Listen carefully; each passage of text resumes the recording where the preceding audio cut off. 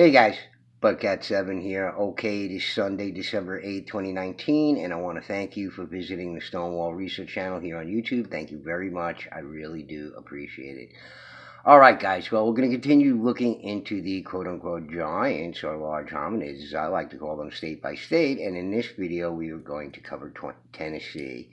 And I had already done a video on my channel on Tennessee about the Old Stone Fort, which is an ancient native people site, according to them. Probably has to do with the mound builders, the Hopewell, the Mississippian culture, all those that engaged in the trading networks that they had established from coast to coast to obtain items, to procure items. And I believe this was a trading area because it only has one entrance. Okay, so one entrance in and one exit out. Okay, for security reasons. You don't want anybody just grabbing some stuff or running off, or a gang of guys, trying to rob somebody or something like that. So, what better way to have a trading zone than a place where there's only one way in and one way out? Okay, so you have to look at this from an industrial design perspective when trying to think about what the uses were for these areas. They often think about them. Archaeologists and anthropologists aren't experts in these fields. I talked about the architect from the University of Texas that looked at the supposed Mayan ruins and whatever, and was just trying to figure them out. And some of his conclusions, mainstream academics strongly disagree with, because he was an architect. You're not supposed to say anything about anthropology or archaeology when you're an architect. You're just supposed to keep your mouth shut and let them tell you what's what, just like us. So it's just very curious to me about this old stone fort, and plus the bullshit. So it's an old structure built there to say it was a paper mill. And if you look at architecture from the same time period that say that the paper mill was financed to be built there, you look at the fine architecture in 1872, and you say this was financed by banks to build this primitive structure, which is ultra primitive, but stone block, but extremely primitive. And we're handed this story, which is a bunch of nonsense. I'm sure the thing was already there. They're just not talking about it, and they don't want to say it. And of course, the Native Americans couldn't have done anything like that because they're just too primitive and stupid. But they built the old stone fort part of it there. That's okay, with the one way in and one way out. And Tennessee has a lot of mounds, mainly the Shiloh Mounds and the Pinson Mounds of note, but there's several more there. And I love the way it says down here, American Indians in Tennessee. Okay, so now, are the mound builders just a different classification of American Indians, which they don't like to be called? They like to be called Native Peoples. Okay, they don't like American. That's our idea. Okay, so they're so sensitive, about politically correct nonsense. Here they are, American Indians in Tennessee. So are they some subclass of Native Americans, or just another component of Native Americans? Or what happened to them? They all went extinct in 1200 AD, and then what, the Native Americans just devolved from there? They just couldn't do these things anymore, didn't do these things anymore? Is that what they're trying to say? So, they're going to tell the Indians their history anyway, no matter what. And again, with the giants too, of course, the bad ones that are in the West, they didn't build mounds like the Lovelock Cave people and the people around the Salmon ruins, who were also cannibals. Okay, so the Native Americans hated these people. So are they American Indians too? The people that they hated there, or they were just different Native Americans, taller ones with a different phenotype, larger bodies, or whatever, that disappeared suddenly, that apparently didn't disappear, because there's all these stories about ancient Native American chiefs, closer to our time, in the last 300, 400, 500 years, right? With the large American chiefs, did they disappear in 1200, or did they integrate into the American Indians, or were they a special class above the other, whoever they were, Native Americans? So I don't know what they're talking about here. They're so full of shit. It's coming out their ears. They don't know. It's all politically correct, and they're not going to make sense out of these things. They're not going to get to the bottom of any of this. They don't care. Doesn't matter how many Bureau of Ethnology reports they read.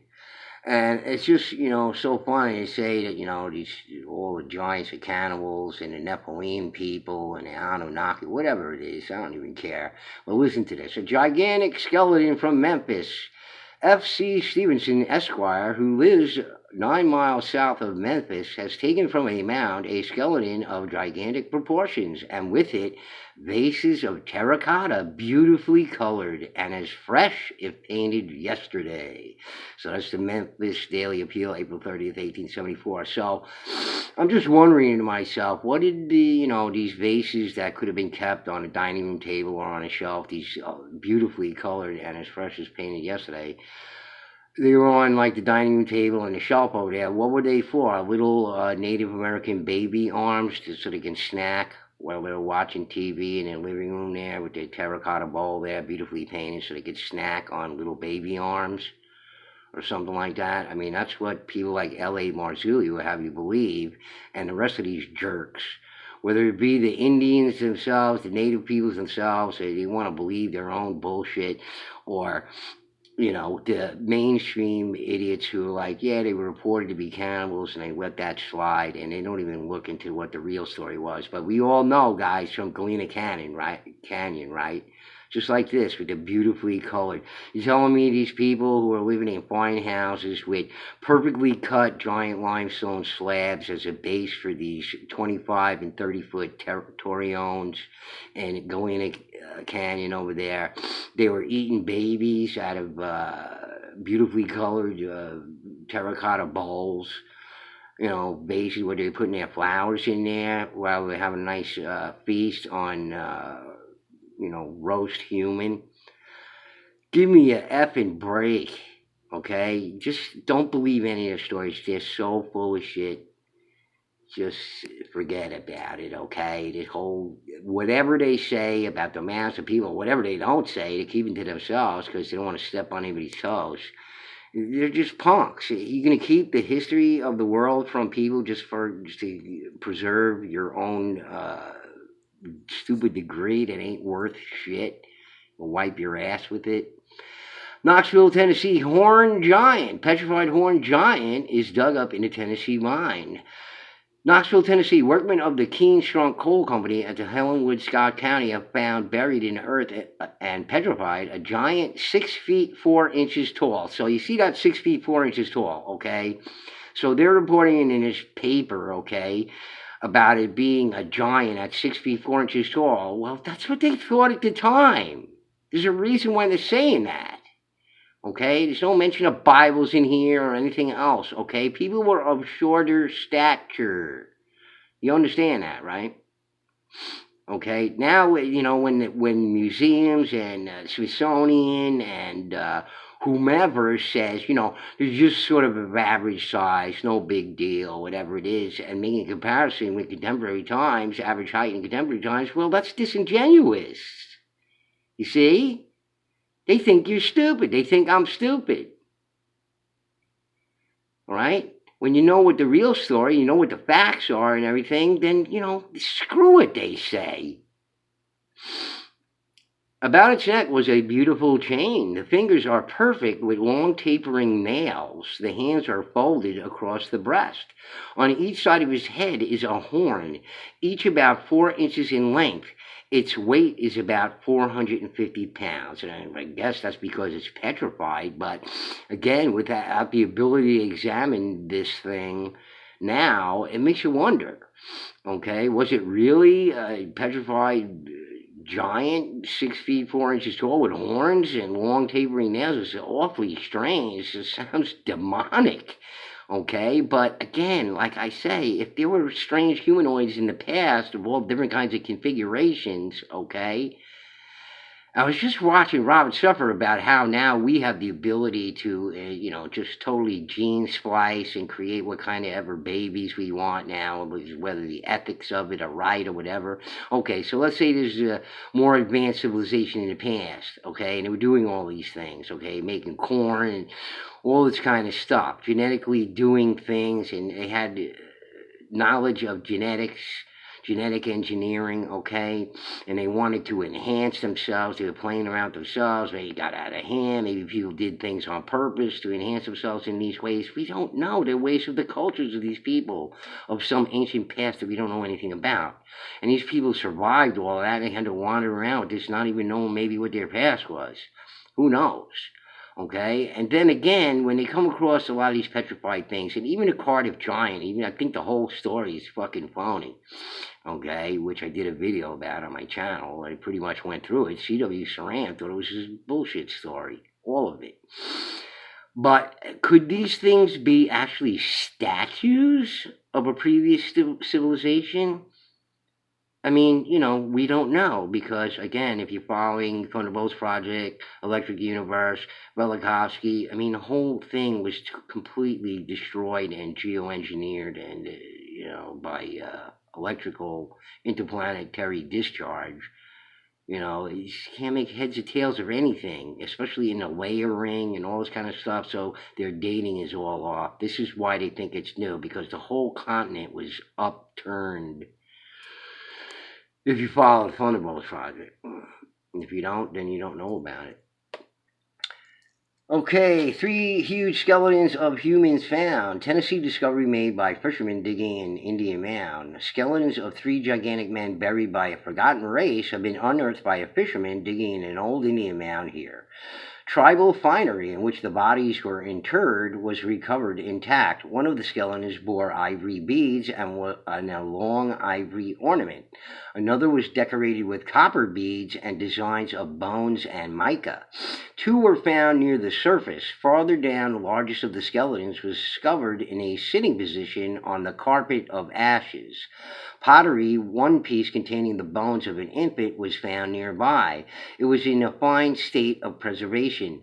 Indian mounds abound in this section, but hitherto none had yielded skeletons the size of those found by the fishermen. He has offered them to Tennessee Historical Society at Nashville. Okay, so what I find interesting with this, okay, besides the ornaments and copper beads and the bones of people, I mean, the vanity of these rather large hominids or giants of the past sort of passed on to the Native Americans and Indians because they were extremely vain themselves. So they had all the haircuts and jewelry and all these decorations and everything. These people had a very high level of vanity, which really suggests, higher intelligence. But this whole thing about how 2 were found near the surface, and one larger one was found, the largest of the skeletons discovered in a sitting position on a carpet of ashes. Okay, so who knows if the 2 skeletons that were above weren't secondary burials. They might have been secondary burials, so you can't count them all as one. I mean, this would have been a mound there. And then later on, Native peoples decided that they're going to use it to bury their own people in there. You see, that's what secondary burials are all about. And mainstream reports on these things, too, all the time.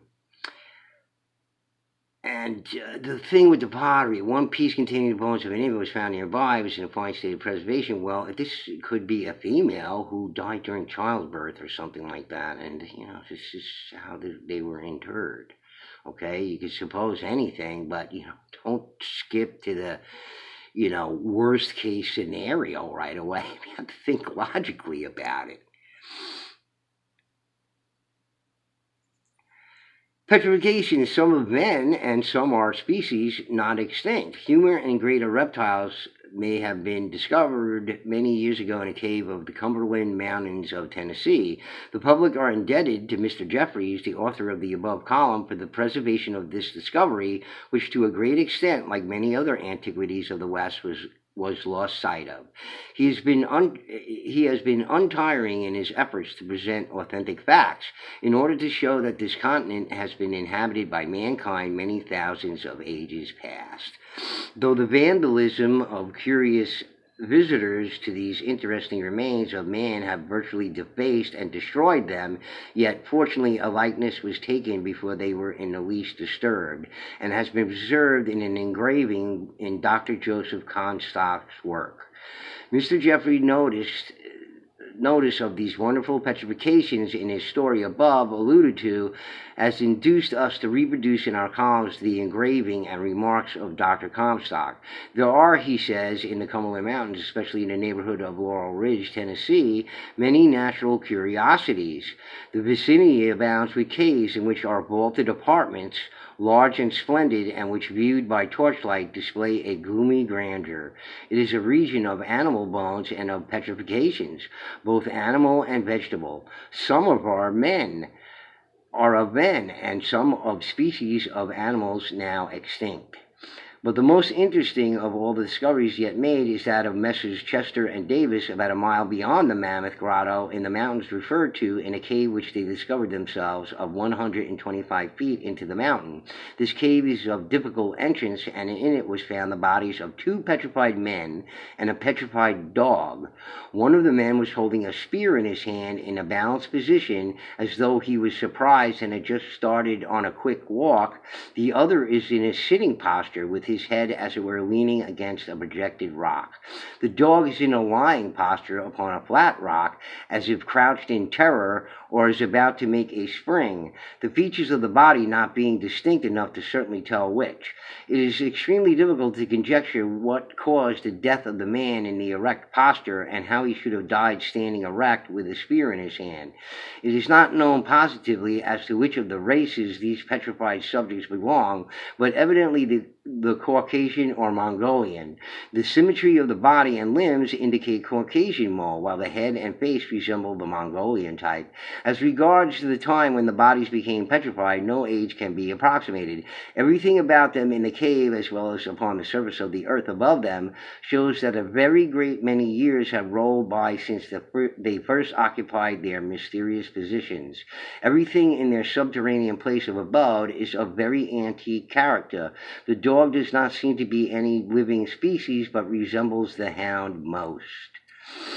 And this is from a phrenological journal, June 1870. Phrenology was a sort of pseudoscience of the past, where people read bumps on people's heads. It's a study of the cranium, natural history of the human races. So they show the etching here, drawing, illustration, and it's just, again, it makes you wonder, I mean, are these true petrifications? Let me see if I can hone in on this. I can barely see it. It's sort of rough woodcut there or something like that of these petrified guy with a spear and the guy sitting.